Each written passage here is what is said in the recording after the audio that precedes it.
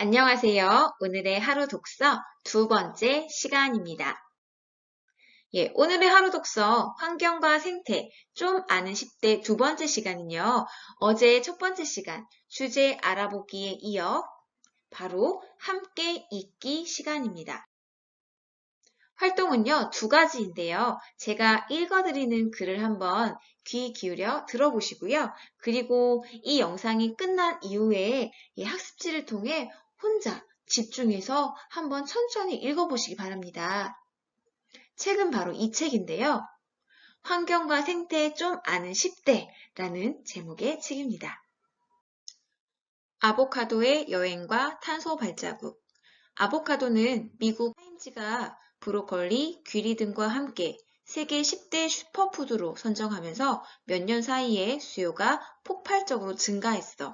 아보카도는 기원전 900년쯤부터 아즈텍, 잉카, 마야인들에게 귀한 음식으로 전해 내려온 과일이지. 중앙 아메리카인 멕시코부터 콜롬비아, 에콰도르를 지나 남아메리카 서쪽 지역이 아보카도의 원산지로 알려져 있어. 19세기 중반 아보카도가 미국 캘리포니아에 전해지면서 사람이 키우기 시작했고 20세기 초 원예 기술이 발달하면서 본격적으로 재배했다고 해. 과연 슈퍼푸드라고 불릴 만큼 비타민, 미네랄 등 영양이 풍부하긴 하지만 아보카도가 유행이 된 건 영양 때문만은 아닌 것 같아. 다른 과일도 많은데 왜 굳이 아보카도였을까? 인터넷으로 아보카도를 검색하면 먹는 법이 나오는 거 알고 있니? 아보카도 안에는 단단하고 큰 씨앗이 있어. 처음 아보카도를 먹는 사람들은 씨앗 때문에 당황스러울 정도야. 칼로도 잘리지 않으니까. 하지만 이런 낯선 경험 역시 즐거움일 수도 있어. 게다가 영양이 풍부하고 피부 미용과 다이어트에 좋다고 소문난 이국적인 과일이니 남들에게 보일 자랑거리로도 손색 없을 것 같아. 그래서 유행이 된지도 모르지. 아보카도는 열대규에서 잘 자라. 최저 생육 온도가 영하 4, 5도 정도이긴 하지만 영하 2도까지만 내려가도 생장에 큰 영향을 미친대. 한국의 겨울을 견디기가 쉽지 않겠지? 그러니 우리나라에서 아보카도를 먹으려면 수입에 의존할 수밖에 없어. 아보카도 산지에서 우리나라로 이동하는 거리는 수천 킬로미터나 된단다? 이동하는 중에 적당한 온도를 유지해야 하기 때문에 여기에는 상당한 양의 에너지가 필요해. 비행기나 선박 등 운송수단을 이용해야 하니 여기에도 당연히 에너지가 들고 화석 연료를 에너지로 사용하는 한 에너지를 쓴다는 건 곧 이산화탄소가 배출된다는 뜻이야. 이렇게 사람의 활동이나 상품을 생산, 유통, 소비하는 전 과정을 통해 직접 혹은 간접적으로 배출되는 온실가스의 양을 이산화탄소로 환산한 총량을 탄소 발자국이라고 해. 아보카도는 먼 데서 오기 때문에 탄소 발자국이 상당하지. 탄소 발자국 계산법에 따르면 생산하고 유통하는 과정에서 아보카도 100g에서 나오는 이산화탄소는 대략 10.37g이야. 바나나 100g에서 배출되는 양의 4배에 해당되는 양이지. 차이가 꽤 나지? 이렇게 수입에 얽힌 환경 문제도 있지만 스스로 재배해서 경제적 이익을 얻기 위해 우리나라에서도 외국 과일 재배를 시도하고 있어. 최근 기온 상승으로 아열대 기후로 접어들고 있어서 전혀 불가능한 일도 아니야. 이미 제주에서는 망고나 바나나 재배에 성공했다지? 그렇지만 당장은 기후 조건을 맞춰야 하니 재배에 드는 비용이 상당할 뿐만 아니라 대량 수확은 기대하기 어렵지. 아보카도는 이러니 저러니 해도 수입할 수밖에 없어. 아보카도는 전 세계적으로 소비가 늘고 있어. 미국 사람들은 물론이거니와 특히 중국인들이 아보카도를 즐겨 먹기 시작해서 소비량이 엄청나게 늘고 있단다. 2010년에는 중국의 아보카도 수입량이 2톤에 불과했지만 2017년에는 3만 2천 톤으로 늘었어.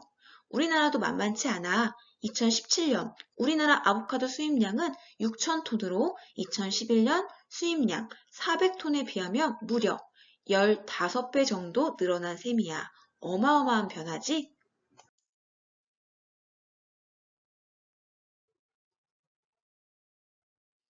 우리가 아보카도를 먹을 때 물을 잃는 사람들.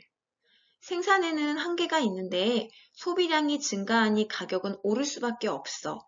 그래서 아보카도를 그린 골드, 즉 녹색 황금이라고도 부른단다. 현재 전 세계에서 아보카도를 가장 많이 생산하는 곳은 멕시코와 칠레야.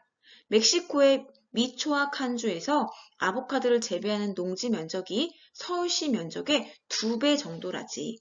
그런데 과일나무들은 대개 해거리라는 걸 해. 한 해에 열매를 많이 맺으면 다음 해에는 덜 맺는 현상이야. 소비는 계속 증가하는데 해거리 때문에 수확량은 들쑥날쑥하다 보니 수확량을 늘리려고 아보카도 경작지를 계속 넓히는 추세지. 경작지 후보 1순위는 슬프게도 숲이야. 사람들은 숲을 아무 가치가 없는 땅이라고 생각하는 경향이 있어. 이런 생각들 때문에 숲을 밀어버리고 아보카도 경작지를 쉽게 늘리는 것 같아. 숲이 아보카도 농장으로 바뀌면 무슨 일이 일어날까?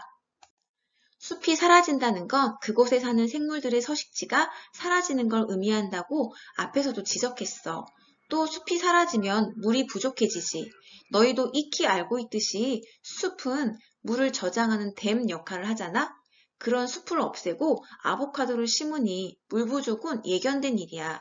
칠레 발파라이 소주 페토르카 지역에는 15년 전 강이었던 곳이 흔적도 없이 사라지고 수로도 말라붙어서 주민들이 물 부족에 시달리고 있어. 정해진 시간에 정부가 공급하는 수돗물을 받거나 이따금 찾아오는 급수차에 의존해 살고 있다고 해. 얼마나 불편할까? 씻거나 빨래하는 물은 말할 것도 없고 먹을 물조차 귀해졌다는구나. 이 지역이 이토록 물 부족에 시달리는 이유는 계속되는 가뭄 탓도 있지만 앞서 말했듯이 아보카도 농장이 주요 원인이야. AFP 통신에 따르면 아보카도를 재배하는 데 물이 상당히 많이 필요한데 농장 0.01제곱킬로미터당 하루에 물이 10만 리터나 든대. 이는 지역민 1000명이 하루에 소비하는 양에 해당되는구나. 상황이 이 정도면 정부가 나서서 농장의 물 사용을 규제할 법도 한데 칠레에서는 물이 사유재산이나 마찬가지라고 해. 그러니 규제도 쉽지 않지? 탄소 발자국과 비슷하게 물 발자국이라는 개념도 있어. 인간 활동이나 제품을 생산하는 과정에서 직간접으로 사용되는 물의 총량을 뜻한다는 게 다를 뿐이지. 농업만이 아니라 대부분의 산업 공정에는 물이 굉장히 많이 쓰여. 가령 2리터짜리 생수병 하나 만드는 데 필요한 원유는 100ml인데 물은 원유의 30배에서 40배나 필요해. 내가 사는 지역에서 나는 음식 먹기. 문제가 이러하니 탄소 발자국과 물 발자국을 줄이고 생태계와 지역 주민이 두루 건강해질 수 있는 방법으로 사람들이 생각해낸 게 앞에서도 잠깐 언급한 로컬 푸드야. 우리말로 하면 지역 먹거리라는 뜻이지. 흔히 장거리 운송을 거치지 않고 반경 50km 이내에서 생산한 음식을 말해. 네덜란드의 그린 케어팜, 일본의 지산지소 운동, 미국의 100마일 다이어트 운동, 그리고 한 번쯤은 들어봤을 이탈리아의 슬로우 푸드가 대표적인 로컬 푸드 운동이란다. 우리나라에서는 2008년 전북 완주에서 지역에서 나는 농산물을 먹자는 정책으로 로컬 푸드 운동을 시작했어. 먹거리가 가까운 지역에서 오면 탄소 발자국이 적게 발생하겠지? 어디에서 누가 생산한 농산물인지 알 수 있으니 소비자 입장에서는 안심하고 먹을 수 있고 생산자는 안정적인 소득원을 확보하니 생산자와 소비자 양쪽 모두에게 득이 되는 방식이야. 한살림, 민회, 둘의 생협 같은 곳에서 판매하는 먹거리들이 로컬 푸드지.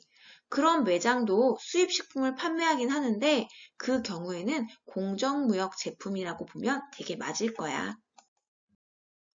그러고 보면 내가 먹는 음식이 어떤 과정을 거쳐 식탁에 오르는지 궁금해지지 않니? 그렇다면 좋아하는 과일 목록을 만들어서 생태 지수를 한번 매겨보는 건 어떨까? 생태 지수란 그 먹거리가 외국에서 오는지, 우리 땅에서 나는지, 우리 땅에서 난다면 제철에 나는지 아니면 하우스 재배로 나는지 등을 조사해서 생태 환경적인 관점에서 품평하는 거야. 혼자 하기 힘들다면 친구들과 함께해도 좋고 반 전체가 같이 해도 좋을 것 같아. 여럿이 함께할 때는 일단 과일마다 생체 지수를 작성한 뒤 내가 좋아하는 과일을 추려봐도 좋겠어. 이 과정에서 내가 과일을 먹을 때 탄소 발자국을 얼마나 남기는지 알게 될 거야. 더 나아가 유기농 재배인지, 대량 재배인지 등 재배 조건을 기록해 보는 것도 좋지. 이렇게 생태지수를 만들기 위해서는 과일에 대한 정보를 많이 찾아봐야겠지. 공부도 상당히 될 것 같구나. 점수를 따기 위해 하는 공부는 아니니 재밌을 것 같지 않니? 과일 하나 먹는데 이런 일까지 해야 하냐고 반문하는 친구가 있을 수도 있겠다. 하지만 오늘날 우리의 의식주는 어느 하나 생태 환경과 연결되지 않은 게 없어. 그러니 내가 살아갈 환경을 살피기 위해서는 세심하게 나의 일상을 돌아볼 필요가 있지. 그럼 이제 수입 과일은 절대로 먹으면 안 되나 하는 반문도 있을 것 같구나. 그럴 리야 있겠니. 다만 생태지수를 만들어 보면서 고민을 해보자는 거야. 먹고 싶은 거야 먹고 살아야지. 하지만 2번 먹으려던 걸 1번으로 줄이는 정도의 노력은 할 수 있지 않을까 싶기도 해. 네, 잘 들어보셨나요? 글이 조금 어렵다고요? 예, 그렇다면 이제 홀로 있는 시간 집중해서 천천히 줄을 그어가며 읽어보셔도 좋고요. 집중해서 눈으로 읽어보셔도 좋습니다. 어떤 내용인지 한번 읽어보시기 바랍니다. 예, 오늘의 미션은요. 예, 오늘 들었던 내용 또는 읽었던 내용을 다시 한번 생각해보는 시간을 가지세요. 그리고 가족이나 친구 또는 다른 사람에게 이 내용을 한번 이야기해주는 시간 가져보시기 바랍니다. 환경을 치유할 우리 귀한 랩런트들, 우리 내일 다시 만나요.